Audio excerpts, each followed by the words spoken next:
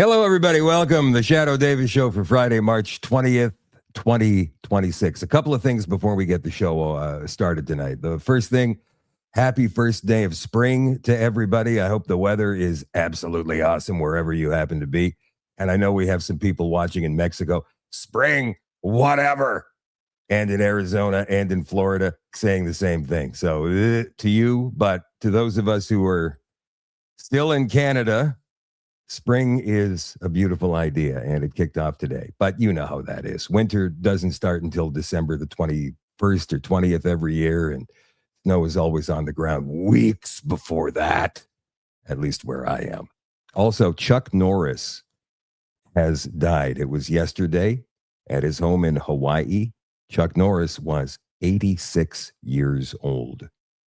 Chuck Norris is gone. The memes will live on. So how many views does the Pierre Poilievre appearance on the Joe Rogan Experience have so far? On YouTube alone, I guess it's 1.7 now. I saw a comment earlier, but as of an hour ago, it was 1.6. So it's climbing very, very rapidly. And this is one of the most viewed Rogan episodes. If you look at all of the catalog that he has on YouTube in the last few months, I guess there's a lot of interest from Canada. So let's say 1.7 million so far. The episode dropped at noon Eastern time yesterday. It's going to accumulate even more views in the next few days. And again, that's only on YouTube. Never mind what you're seeing with clips on Facebook and Instagram and X and probably on TikTok and whatever other social media platforms. Not to mention Spotify, where Joe Rogan averages an audience of about 11, maybe 12 million per episode.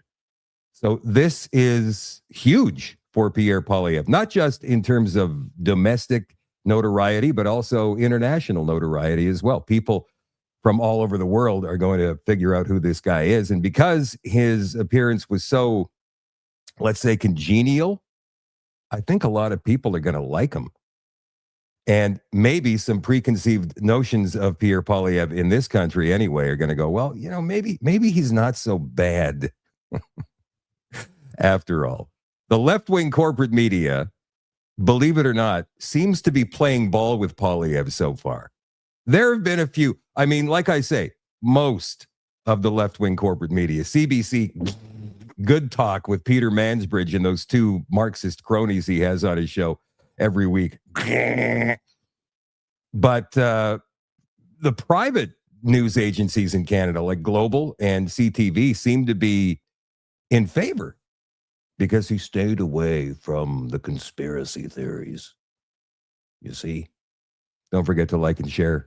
Guys, get this out to as many people as possible. Here is the CTV panel, and then a clip from former NDP leader Thomas Mulcair on with CTV Morning Live. I think it was this morning. So, and Marco Mendocino now is even on the CTV political panel, for God's sakes. This is the guy who wanted to roll tanks over the Freedom Convoy.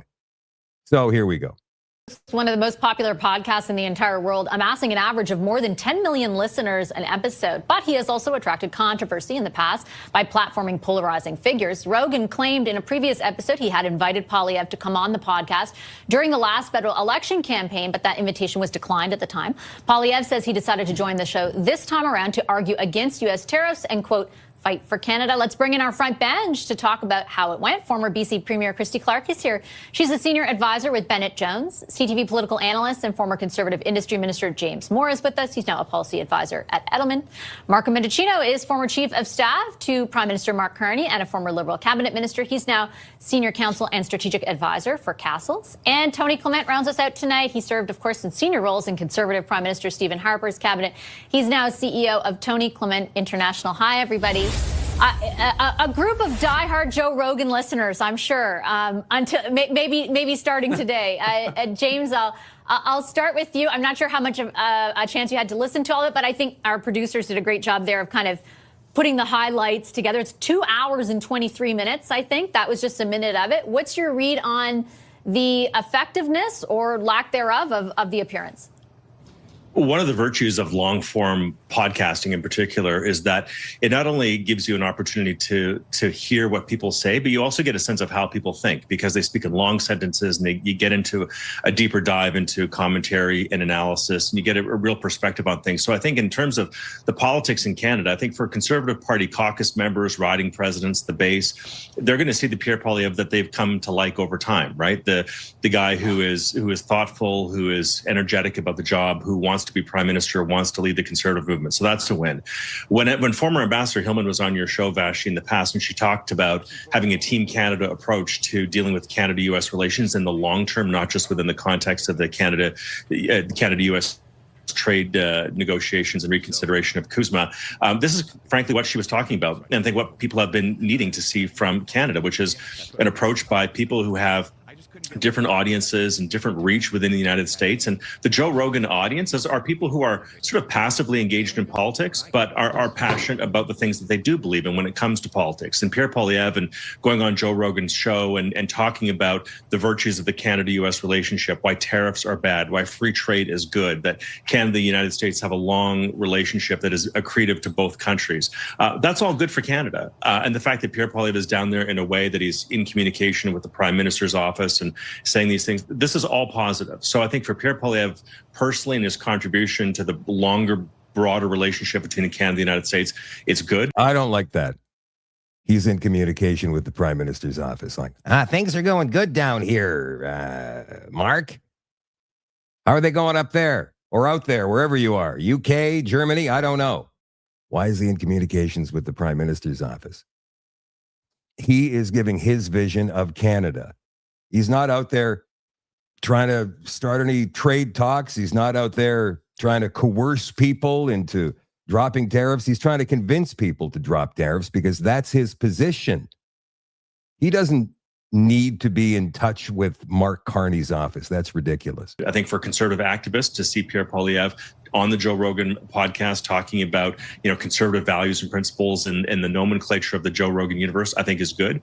And so yeah, I think it was a very positive day for Pierre personally. And I think it's good for the country to have a pro-trade, anti-tariff message being communicated to an audience that doesn't know a lot about Canada, but they can now hear about it through a voice that has been credentialed through the Joe Rogan green check mark. It was sort of a perfect example, Marco, of what we talked about last week, which was the start of the trip and the potential for, high risk, high reward in a way, right? Like, I can't think of a more risky scenario than 2.5 hours across from Joe Rogan, right? And certainly he threw a lot. I mean, everything from, Fidel Castro is Justin Trudeau's father, which Pierre Poilievre said, no, it's Pierre Trudeau. I have some issues with him, but no. And, all the way to COVID and, all sorts of things were. See, well, like I was saying last night, I said this on the extension in Telegram and on the website, shadowdavis.com. If you want to become an all-access member, I'd love you to become one. We're going back to normal next week, except for maybe one night with Keith Wilson, either next Tuesday or Wednesday. Anyway,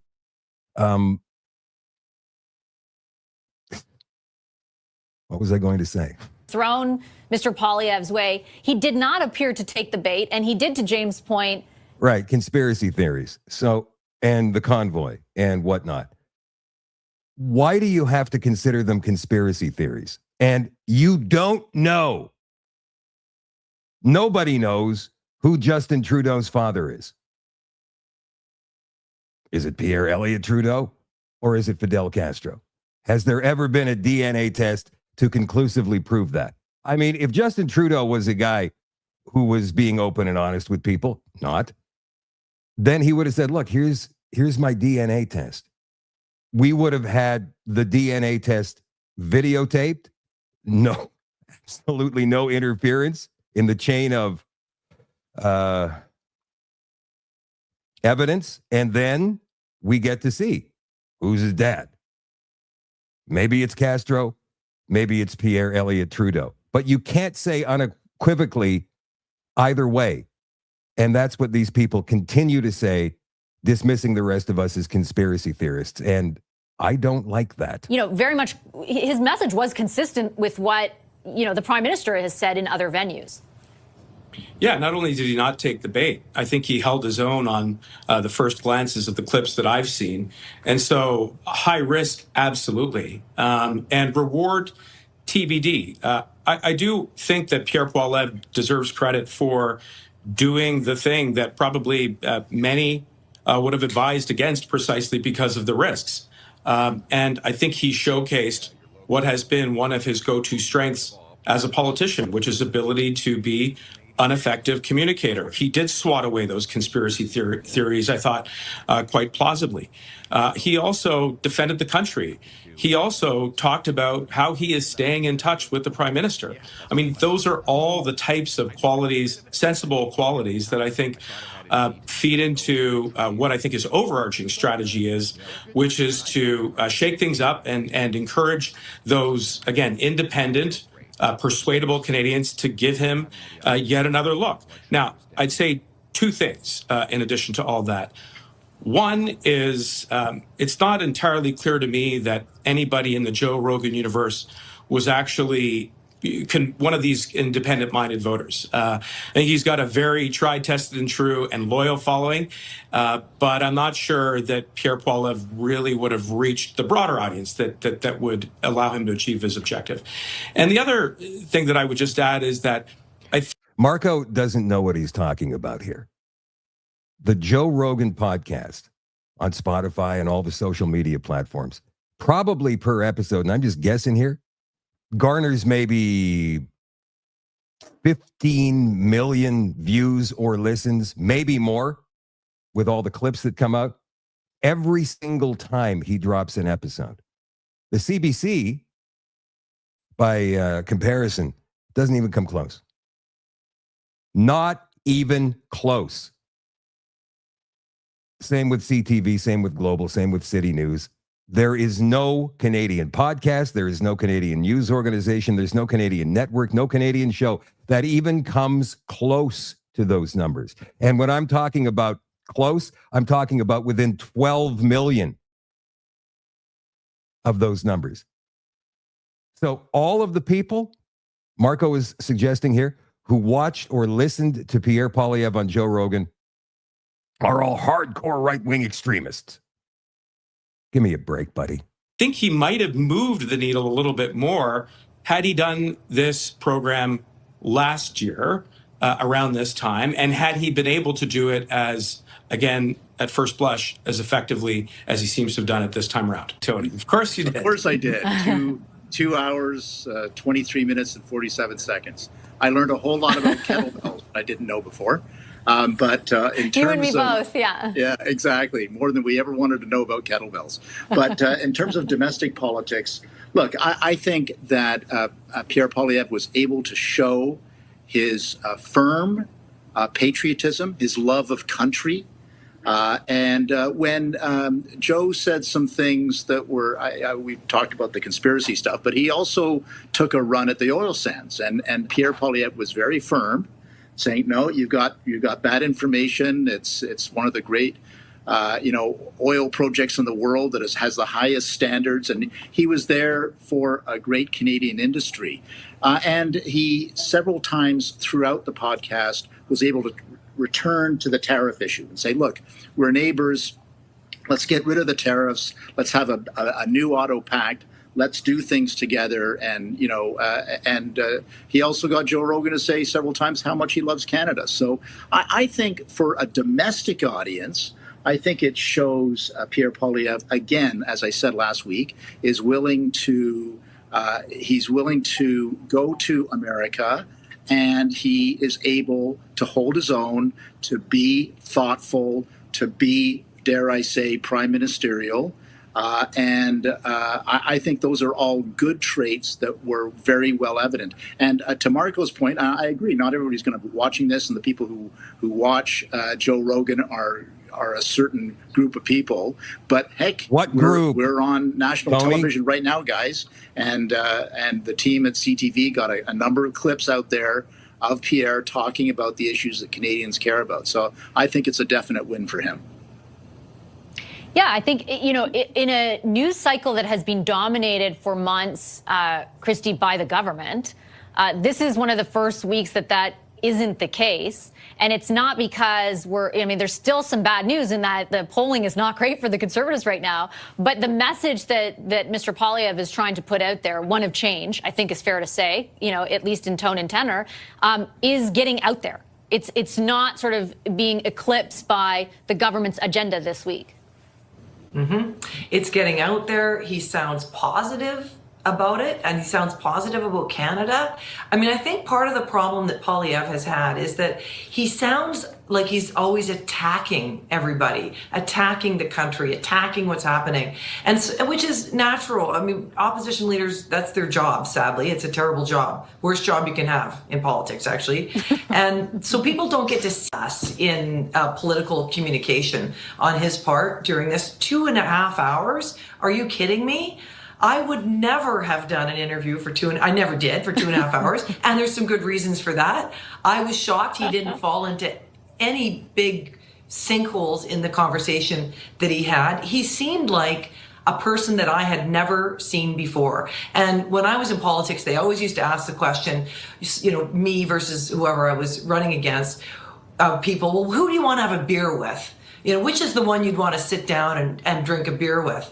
And he won on that question today, I would argue, which is, it sounds like a dumb question, but I think it says a lot about how we feel about a person. Do we want to spend time with them?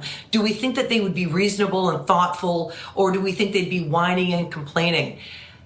If he could keep this mode of communication up, I think he will really be turning a page. And do I think Canadians will watch this? I think actually more Canadians than you think will watch it. I haven't spent a lot of time with it. It's the #1 podcast in Canada, far eclipsing any other podcast, Canadian or otherwise. It is the #1 most listened to podcast in this country. Joe Rogan in the past. I watched as much as I could today. I got about halfway through, and boy, it was an education for me in how political communication is changing, how media is. You know what? I'll tell you something. These people sitting here on this panel are all elitists. And Christy Clark, she just proved it right there. Boy, it was an education for me how the political landscape is changing now and how there's different ways to get your message out there. They don't know this. They don't understand how big podcasts and live streaming shows are. They don't pay any attention to these massive social media platforms because they're insular. They're in their own little bubbles. They think, oh, CTV, that's good. I'm on CTV. I'm solid here. I'm on with Vashi Capellos, or I'm on CTV's or CBC's Power Play or whatever, Power in Politics, whatever they call it. The bottom line is these people need to pull their heads out of their asses, out of the sand, and start paying attention. Maybe they'll learn a few things like Christy Clark is saying here. It's changing, and how Pierre Poilievre, after a very long lag time, has finally figured out how to master it, and good for him. Very, very tough job he had today, and I think he really excelled. Pierre Poilievre has done. Okay. So this one here, this is from CTV Morning News.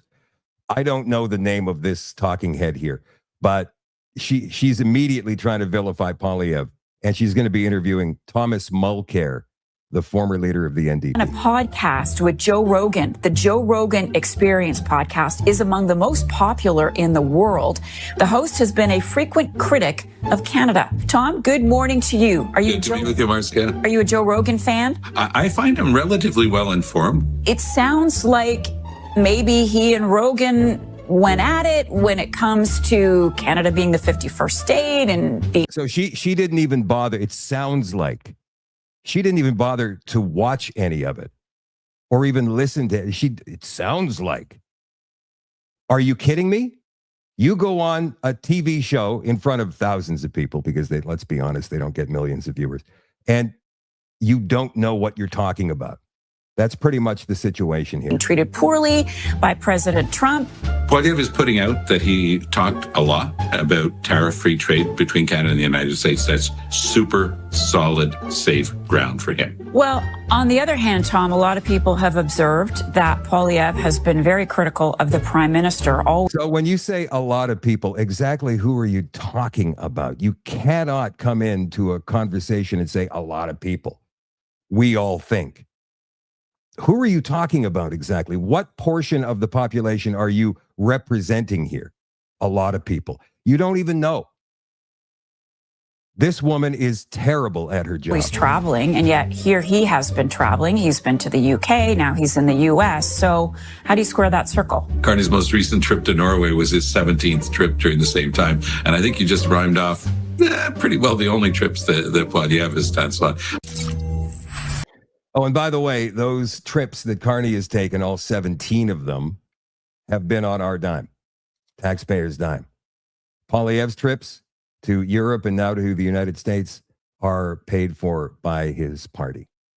So both come from donations, forced and unforced. Tax dollars forced, political contributions unforced. I didn't play you any of the episode last night on the show on the social media because copyright, but tonight I don't care. It's Friday. Let's let our hair down a little bit. Got one clip to play for you. I think this is a really good one. Watch the way Poilievre handles this particular question. And it's kind of a joke, but it's also a serious question. Let's have a look here. Real benefit for the people. And that's what we need to restore in Canada. I want to make it the freest economy in the world. Well, that all sounds amazing. How the hell did you lose?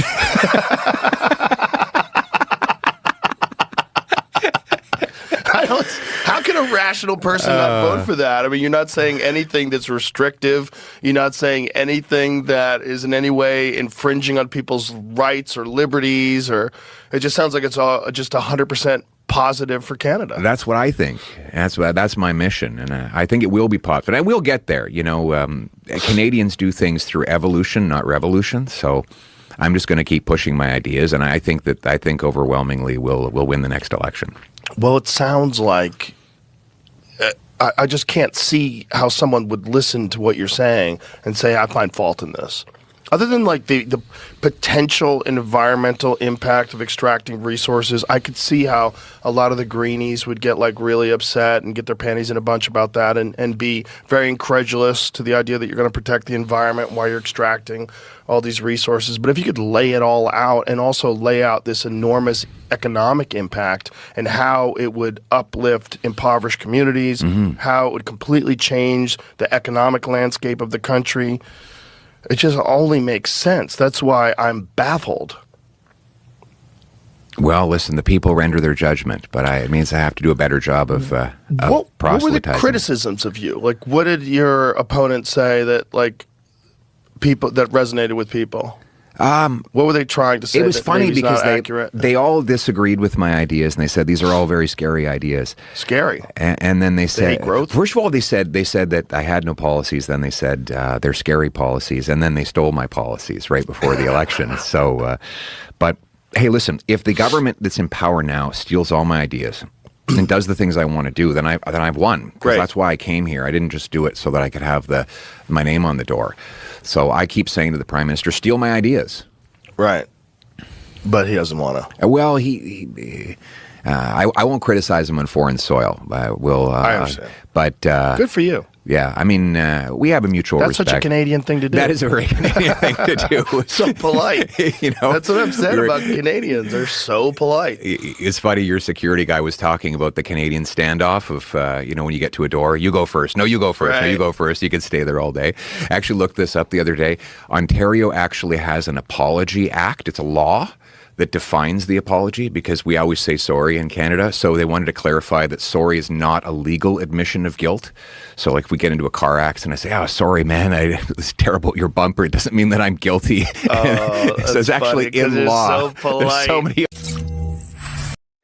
folksy, down to earth, telling stories, laughing. I liked it. Now, there's a lot of people who say, and I tend to agree, that Poilievre is controlled by the shadowy figures of the cabal that we don't know, just like the Liberal Party is. But maybe they're different shadowy figures. I don't know. Ultimately speaking, I do believe that Canada would be better off with a Pierre Poilievre conservative government than with Mark Carney's Liberals. I'm not saying it would fix everything, and I've said this before.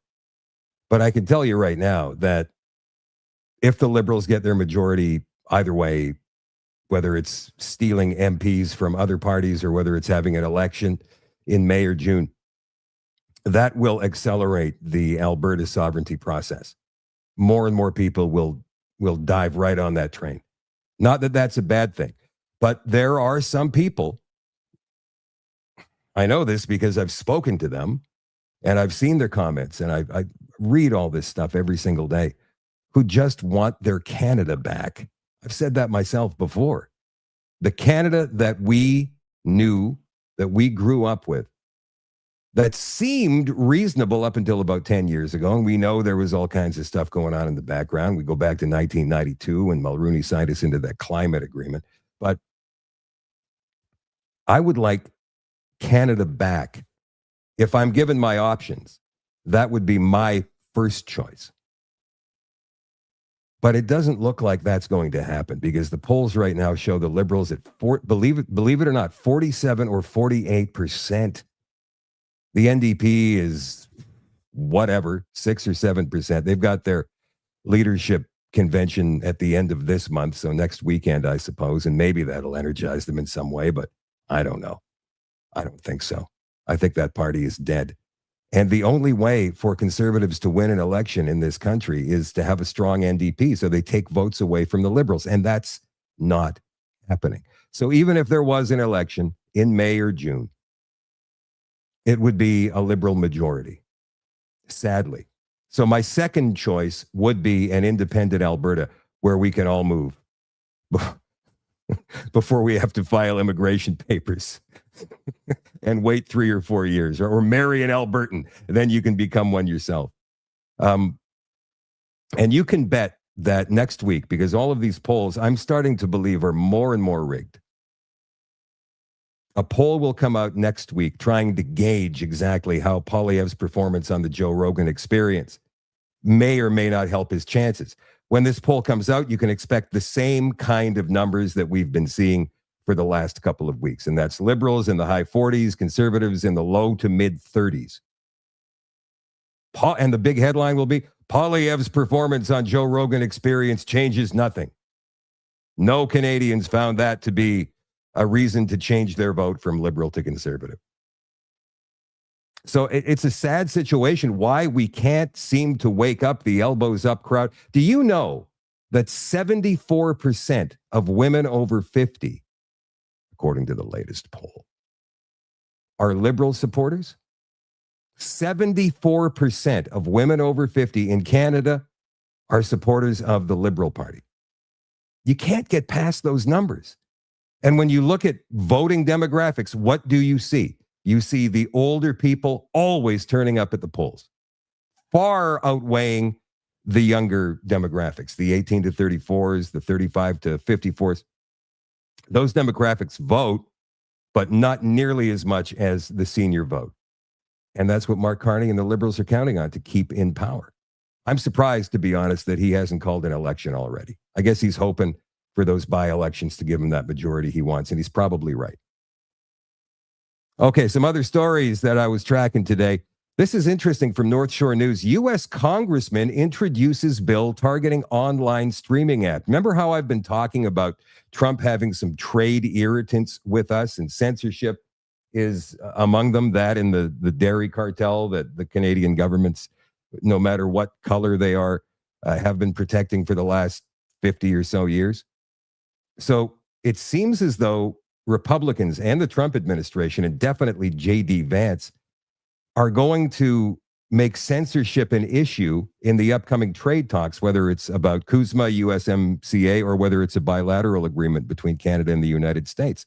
A Republican congressman in Washington has introduced a new bill taking aim at Canada's Online Streaming Act. The bill would trigger an investigation of the streaming legislation by the Office of the United States Trade Representative.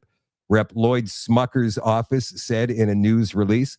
The statement said if the trade representative finds the implementation of the streaming bill discriminates against or burdens American commerce, the USTR would be directed to take necessary retaliatory action.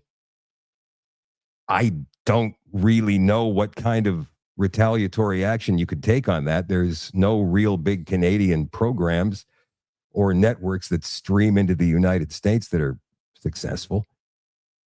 Under the Online Streaming Act, the federal broadcast regulator has ordered large foreign platforms to make a this is ridiculous. It's been in place since 2023, I think.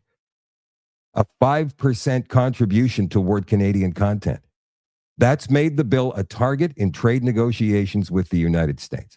Jameson Greer, the U.S. trade rep, has previously criticized the impact of the Online Streaming Act and Online News Act on U.S. digital service providers ahead of the review of the Canada-U.S.-Mexico trade deal. Canada's unfair policies stack the deck against U.S. companies, creators, and workers. Smucker said in the release the bill would protect American creators and companies while permitting mutually beneficial competition and innovation. The release included statements of support from groups representing large streamers and tech companies.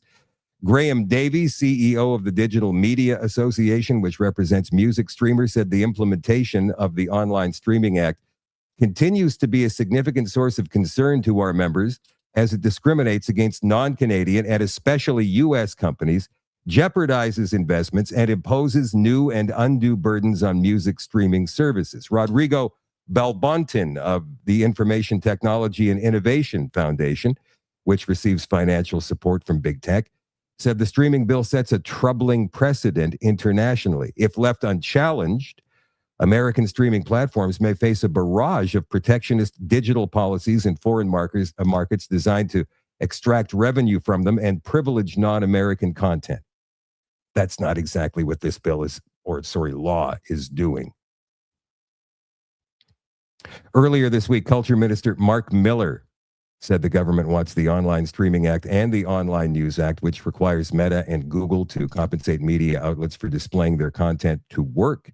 This is about people paying their fair share. Wow, that sounds like a typical Marxist.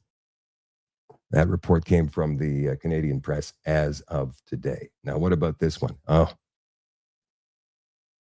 this is what I mean about trust in our institutions when I was talking about that last night, the night before, and the night before, and the night before that.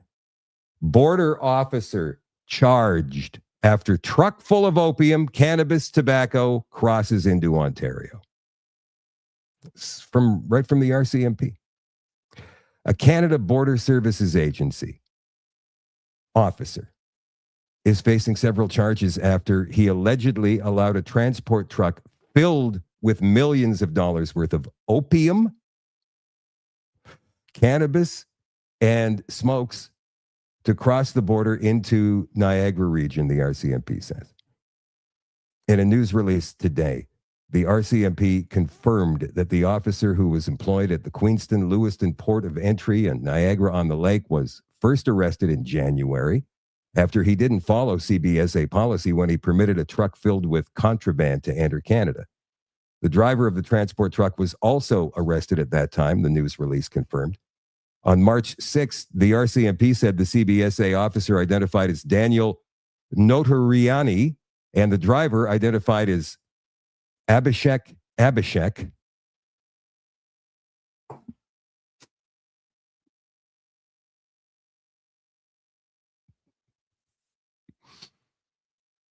I'm sorry. I shouldn't laugh. It's disrespectful.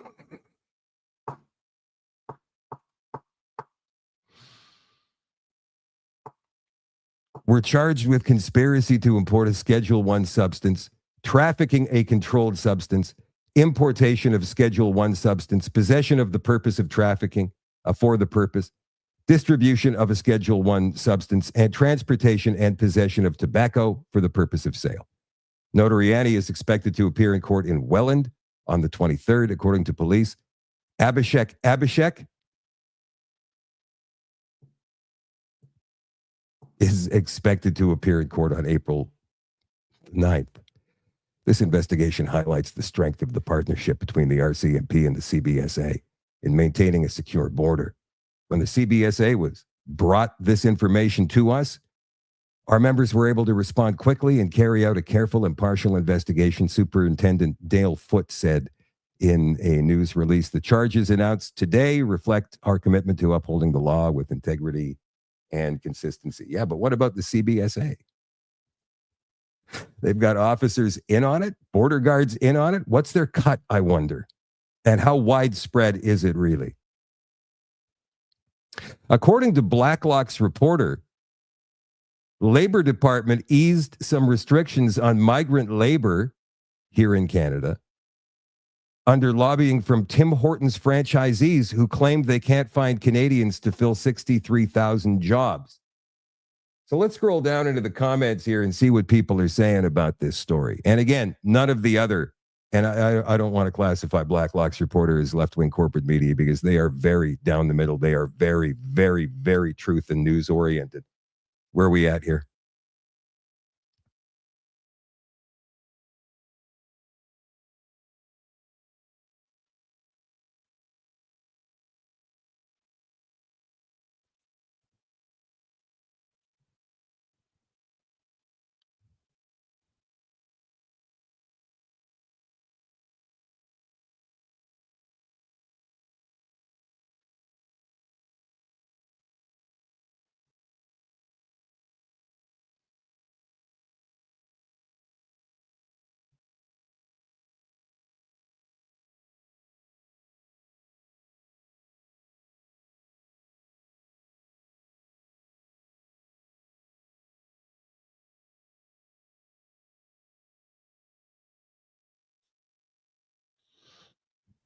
Okay, that was very strange. I apologize for that, and I certainly hope you guys can see me and hear me again.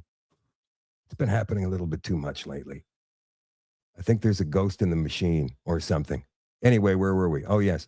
We were talking about the Tim Hortons lobbying to ease labor restrictions and allow more foreign workers in. So here we are here with this story.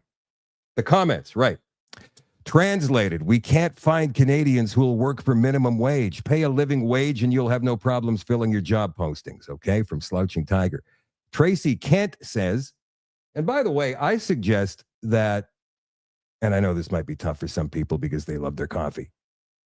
Stop going to Tim Hortons and stop going to Starbucks too. Like you won't find a company woker than Starbucks.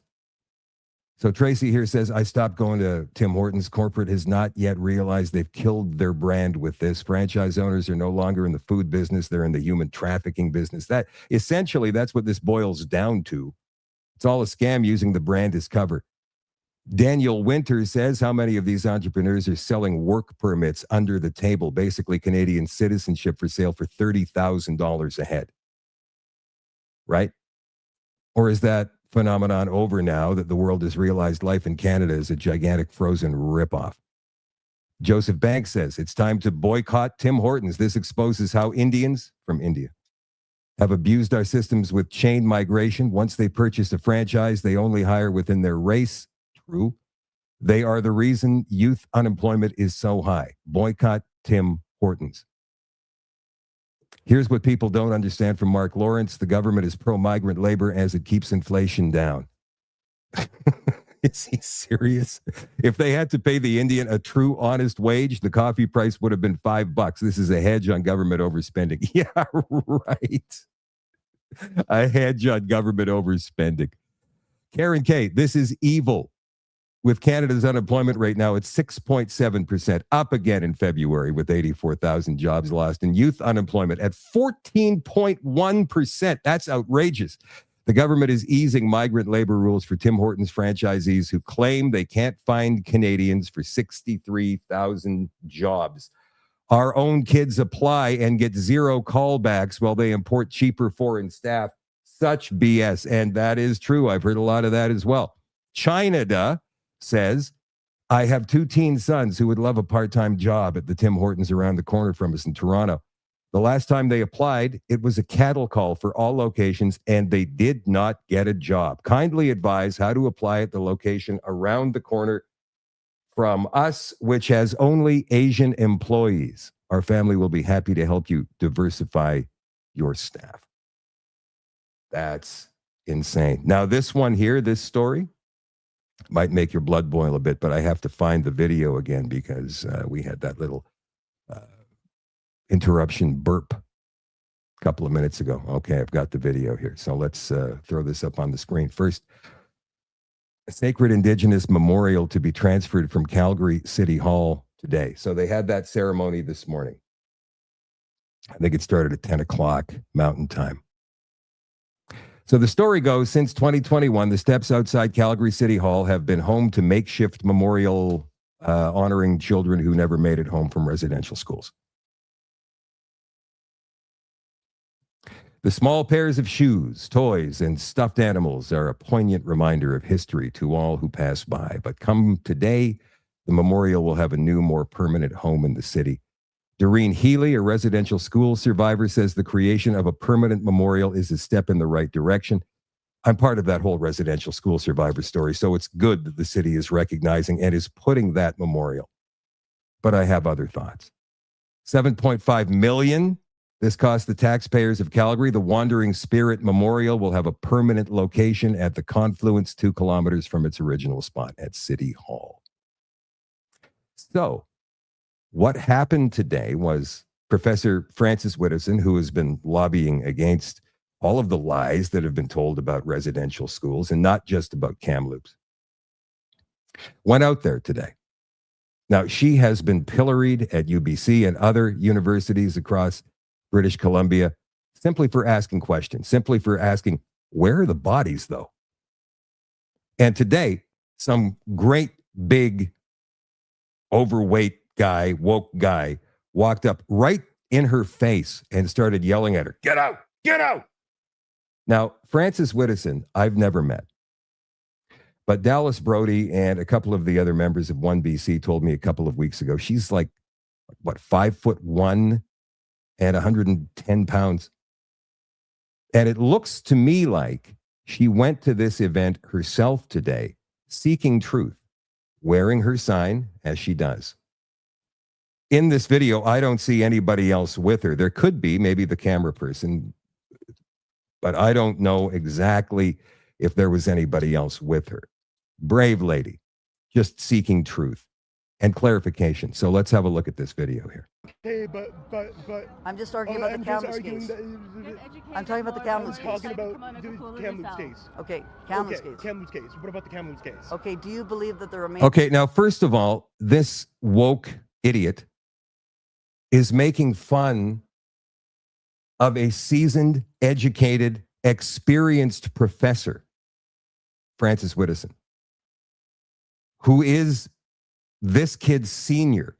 Where's the respect?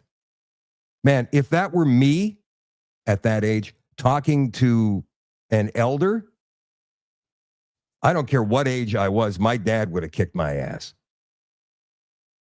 What are you doing?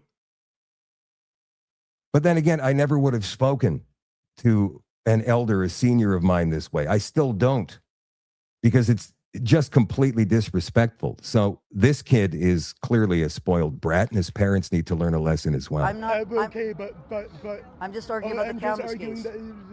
I'm talking about the Kamloops case. Talking about the Kamloops case. Okay, Kamloops case. Kamloops case. What about the Kamloops case? Okay, do you believe that the remains of 215 children have been found at the Kamloops? I don't need to residential believe school? it. I've seen it. You've seen it? How have you I've seen it? because I went there and saw it. What did you see? I saw the graves. I saw the unmarked graves. What did you see? Have you been anywhere? Have you done any of the research? Yes. Have you done anything? Really? What research? It's unbelievable. It is absolutely unbelievable to me. I mean, how could you stand there and take that stuff? If you're a guy, this guy would not be walking away without blood if I happen to be in that area, and I'm certain that many of you feel that same way. This is ridiculous. And that's not even a threat. That's just like, what are you doing, man? Like, step off. And look at how close he is to her camera, too. Right up in her face. You're going to see a different perspective in just a second. I have been involved in documenting the children who have died at the residential school in Kamloops. So then why are you here? And there are no graves, by the way. This kid is obviously lying through his teeth, too. I saw the graves. Okay. You see the bodies? No.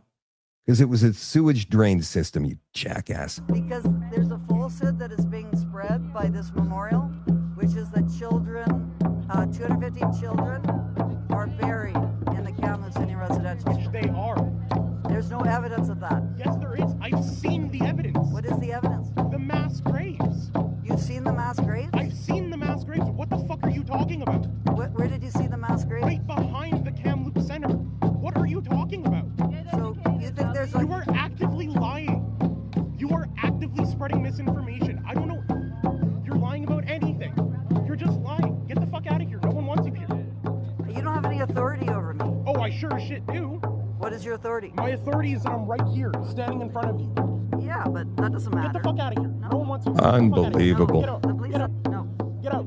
No. Get out. No. Get out. Go. No one wants you here. Lots If of the people vast want me majority here. of the people here don't want you here, you need to fucking leave. This is a gathering, this is a celebration that's been marked by City Hall. If you're not a part of this, you don't belong here. That's city bylaw, dumbass. Wow. I think that he's yelling in my face. No, she's not allowed to be here. You guys know that she's not allowed to be here. This is bylaw. Everybody has the chartered right to protest for voice. This bylaw, though. Counter-protests are not allowed to be a part of a protest. It's under bylaw. Sir, You know that. they are drumming. They are drowning her out. Do the same thing. Don't engage. It's full of lies, disgusting white supremacist lies. White supremacist lies. Critical race theory here. You should be like, actually researching my authority is right here, standing in front of you. Get the fuck out of here. No one wants you. Get the fuck out of here. Get out. This is, no, she's not allowed to be here. You guys know that she's not allowed to be here. This is bylaw. You guys help by supporting her control. We harm against our people, especially the women, by the people you bring with you. Bullshits are causing harm. You're causing harm. That sign has bullshit. The sign talks about children that are at 215 children who are at the Kamloops City Residential School, buried at the Kamloops City Residential School. They were there. That sign is false.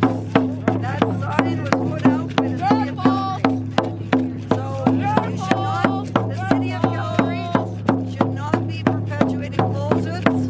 It is perpetuating falsehoods. This entire memorial is about falsehoods being perpetuated. We must have truth about the Kamloops City Residential School. And that's what I'm here to do. And it's not, no one benefits from falsehoods.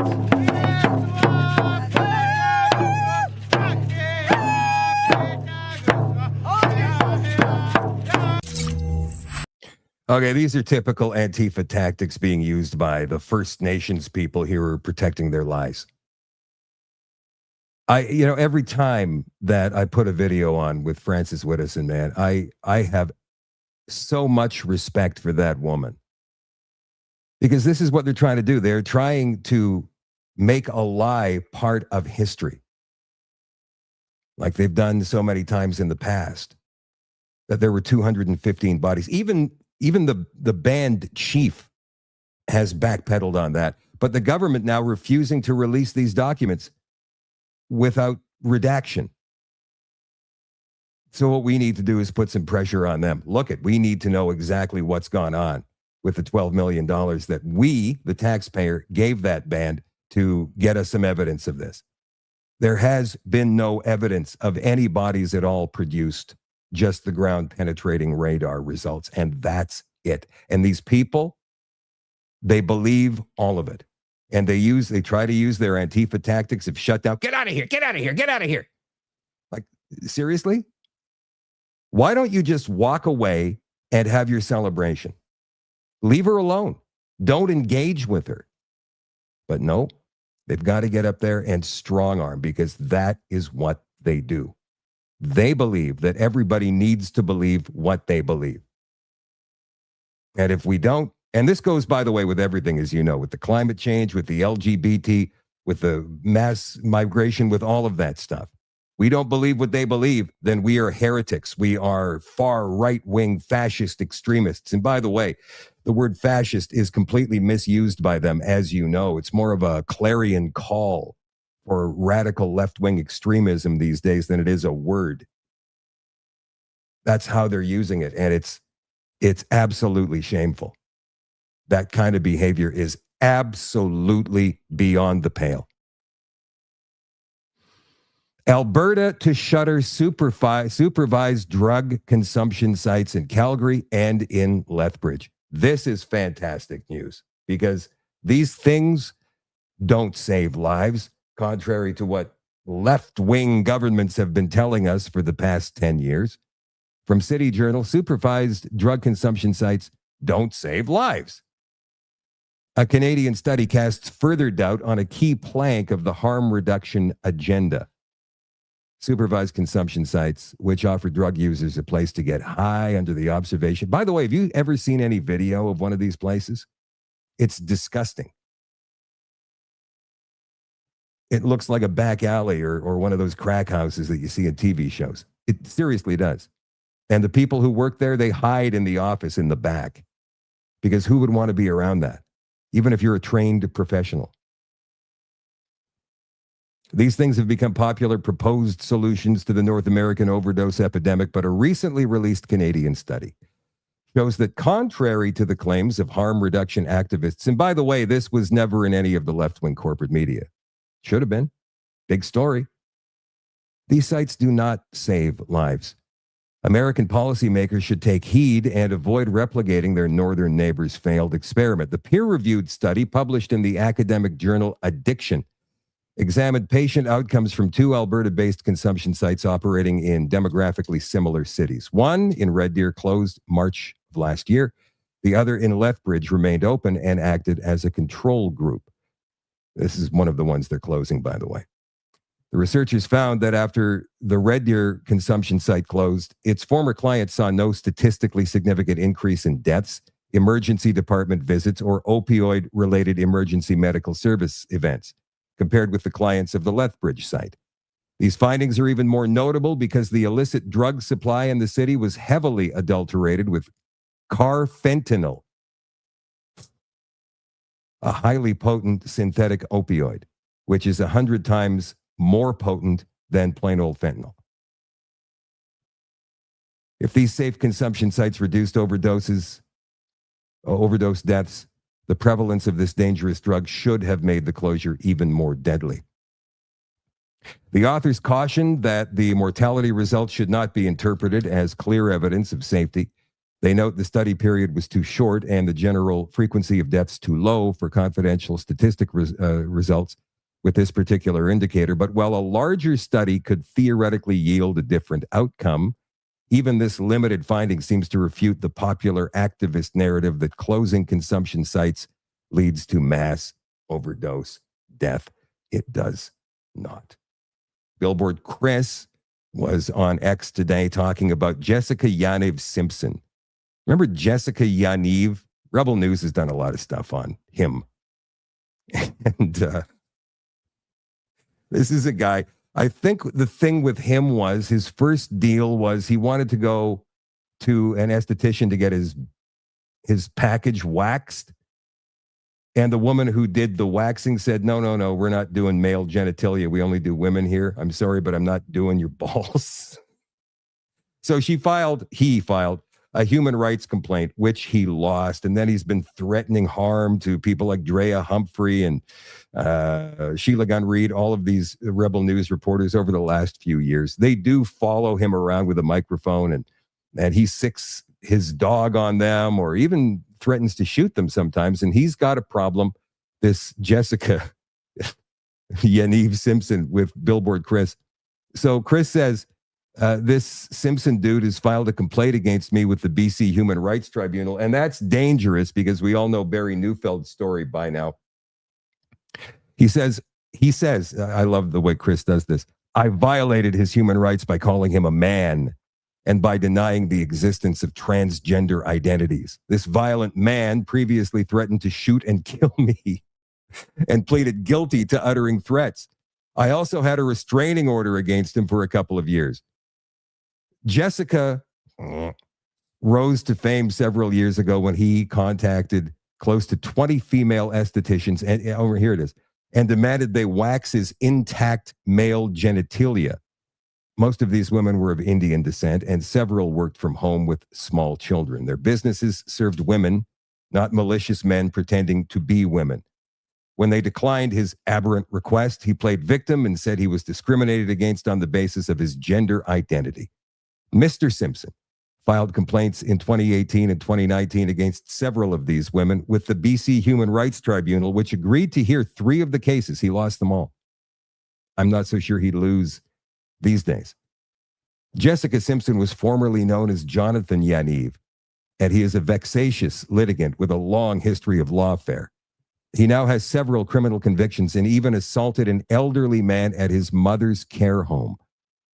The municipality of Langley sent him a legal letter a few years ago declaring that their first responders would stop showing up at his home to help him out of the bathtub. He was calling them every day after he had his vaginoplasty for emergency help to get out of the tub, and he treated these brave city employees abusively. Never content to live his life in peace, he's now coming after me once again, ho-hum, Billboard Chris says. Bring it on. Of note, this is the same Human Rights Tribunal which recently fined Barry Neufeld $750,000 for injury to dignity because Barry, like me, does not believe in gender identity ideology. Not only did the tribunal fine Barry, they literally stated the following. If a person elects not to, now this is bad, because this ruling sets a dangerous precedent. This is what the BC Human Rights Tribunal said about Barry Neufeld. If a person elects not to believe that gender identity is separate from sex at assigned birth, then they do not believe in trans people. This is a form of existential denial. Okay, so what?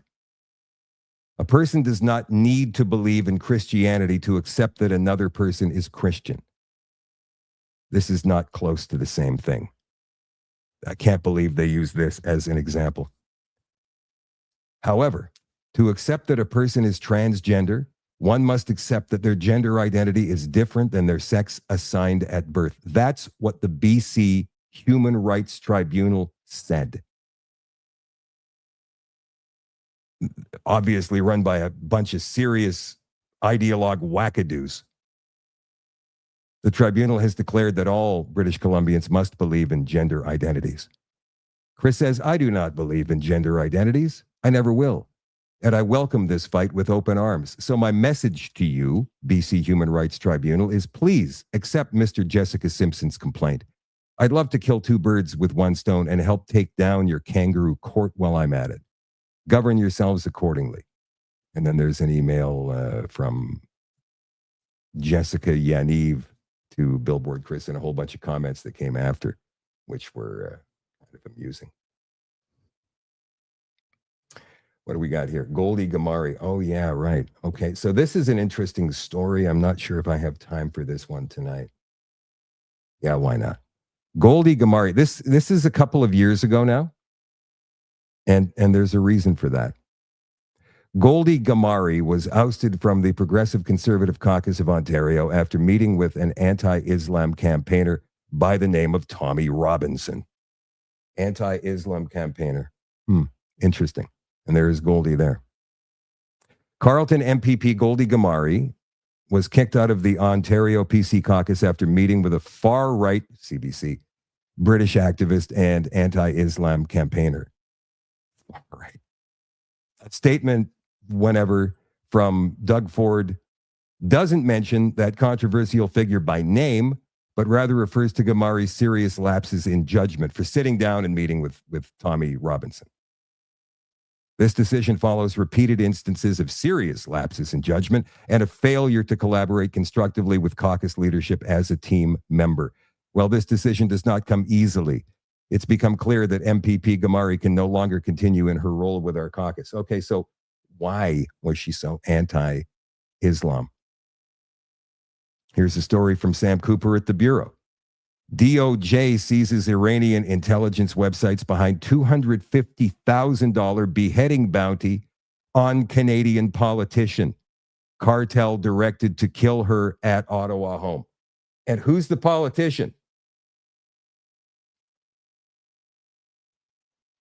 The U.S. Department of Justice announced today the court authorized seizure of 4 websites operated by Iran's Ministry of Intelligence and Security, dismantling a regime-run cyber and psychological operations network that issued a $250,000 bounty death threat against former Ontario member of provincial parliament Goldie Gamari, which directed the Jalisco New Generation cartel out of Mexico to behead her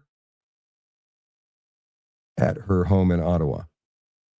The Iranian cyber operations also targeted journalists, Jewish communities, Israeli defense personnel, and Iranian dissidents across North America. Terrorist propaganda online can incite real-world violence, Attorney General Pam Bondi said. This network of Iranian-backed sites will no longer broadcast anti-American hate. Isn't that interesting? Canada has become, it seems, a haven for these vile criminals. And I'm going to get to why in just a second. Let's see here.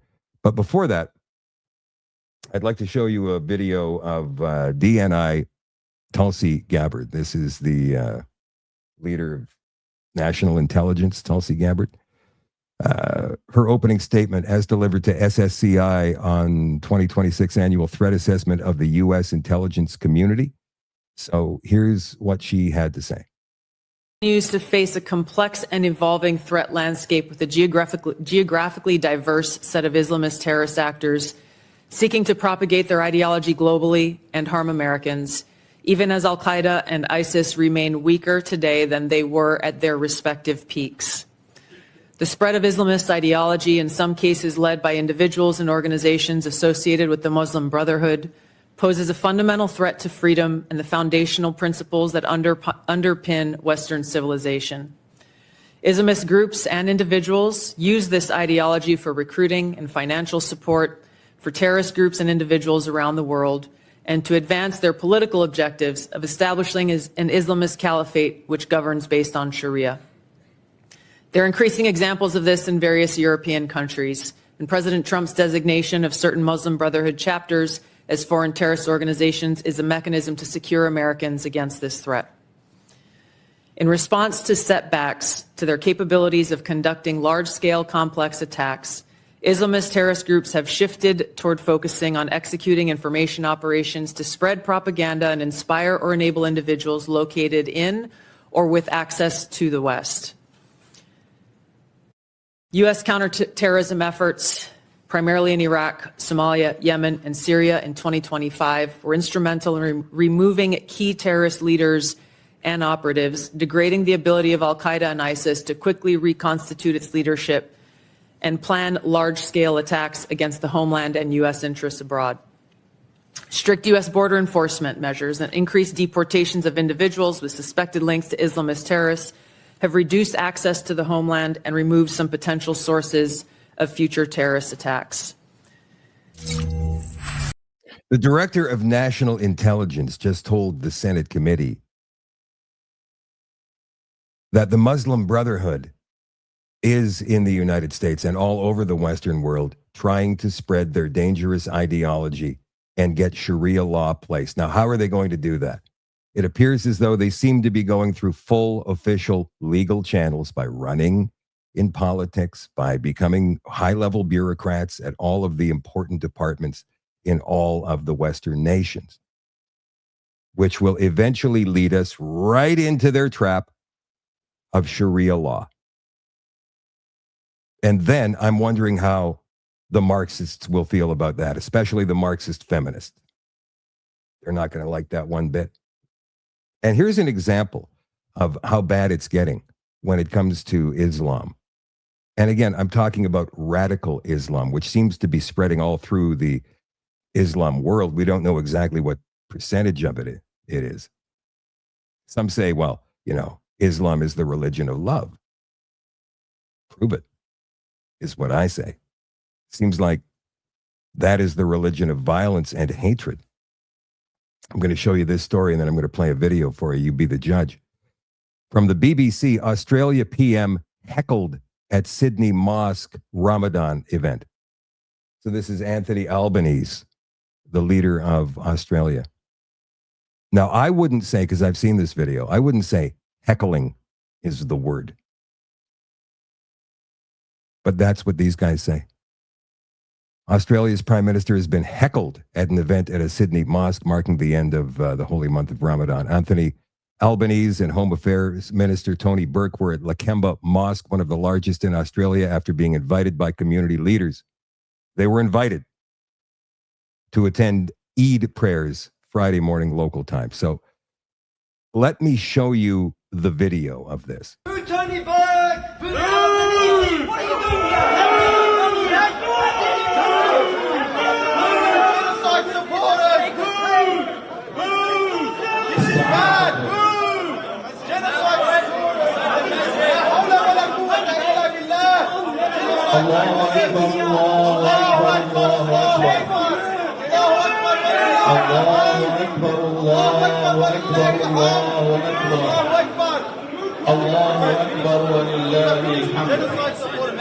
Dear brothers and sisters,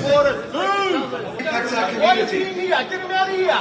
we as Australian Muslims, Get him out of here! He's the president of we as Australian Muslims need to have these deep intellectual discussions in regards to how we navigate the path of engaging political leadership, the media and the wider worship. Respect the place you're in, please. This is a mosque. You gotta respect us! Get him out of here! You gotta respect us! Please sit down, please. Boys, sit down, please sit down. All of you sit down, please. Sit down, stop recording, sit down. Have respect. We invited politicians to make us feel good about ourselves, but never genuinely had a robust and effective communication with them about the issues affecting. Does he look worried, concerned, maybe a little bit frightened? I would say yeah. Our community. You called him honorable. You called him honorable. He's responsible for the deaths of 1 billion people. 1 billion of our brothers and sisters. 1 billion. 1 billion. 1 billion.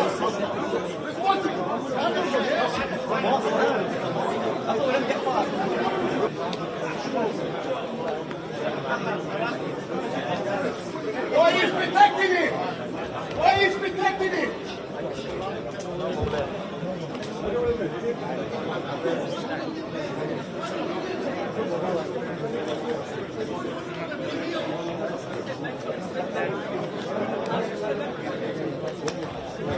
$1 million dead, $1 million. The brother, he supports it, brother. He supports it. What you bringing here for? You know what? I'll tell you something. You don't represent us anymore. You don't represent us. I believe that those two, and there's probably more of them, would have incited such hatred in that room. Without protection, Anthony Albanese would have been ripped limb from limb. I've seen this kind of passion, if you want to call it that, up close when it comes to the Muslim community. I've explained it before.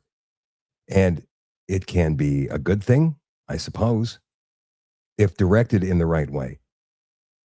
But it seems to lead to violence more often than not. Now, do we want that kind of ideology dominating our societies in the West? I would say no.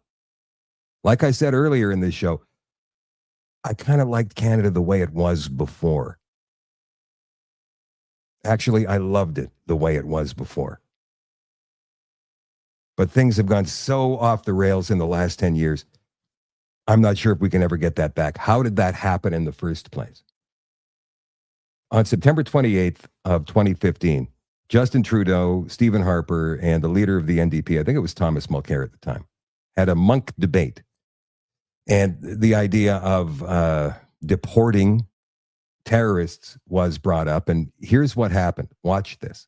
Would we not revoke the citizenship of people convicted of terrorist offenses against this country? This was a bill put forward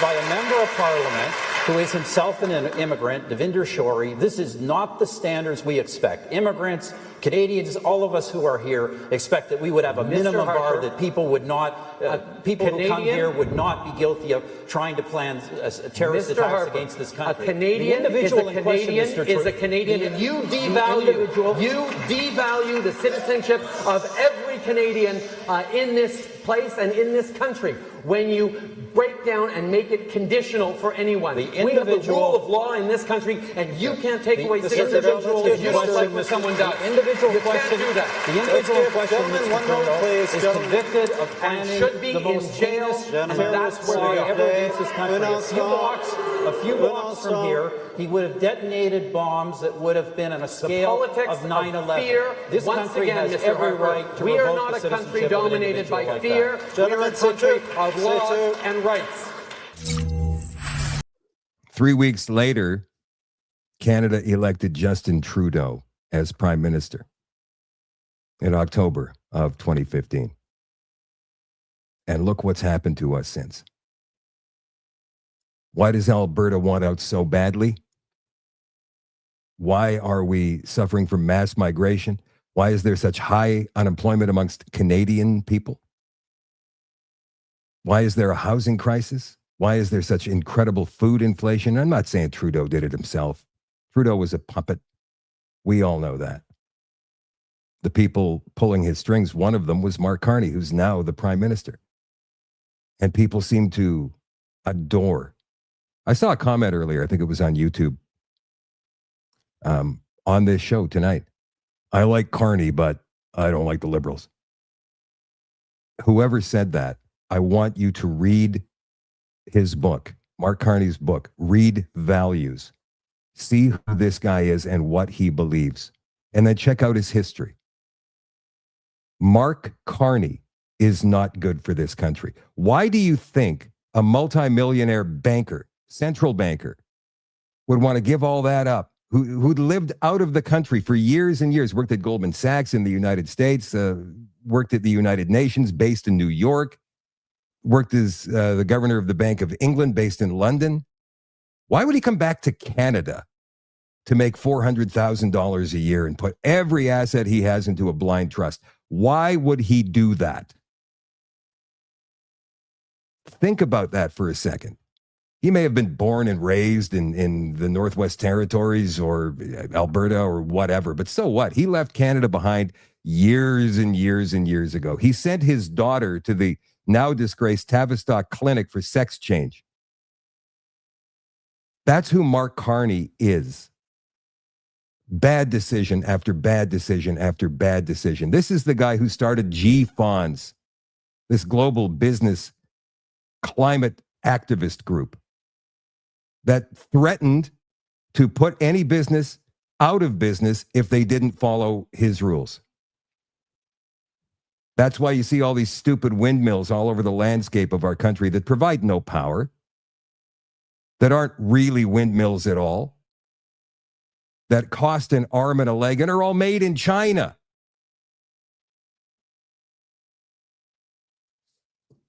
Mark Carney is not your friend. All right, that's it for tonight, you guys. I'm going to go to the extension on shadowdavis.com and on the Telegram group, which is the Shadow at Night community. If you're not a member of that group, get on Telegram, get the app on your phone, sign up. It's free. And then look for the group, the Shadow at Night community. That's free too. You can also follow me on Substack, shadowdavis.substack.com for the audio version of the show every weeknight. I put it up there right after the show is over, and that is free. Also, if you want to become an all-access member and get the show every weeknight at 8 o'clock Central, you can. That's not free, but it doesn't cost very much either. So go ahead and sign up now, shadowdavis.com. Thank you for tuning in this week. We're going to come back out for the social media show one night next week, either Tuesday or Wednesday, with lawyer Keith Wilson talking about Alberta separation. And Keith also can talk very extensively on the situation with land grabs, the native land grabs that are going on right now in British Columbia. You guys have a fantastic weekend. And I will talk to you again on Monday night at 8 o'clock. Hang on, Nighthawks. I'll see you guys in about 2 minutes. Bye for now.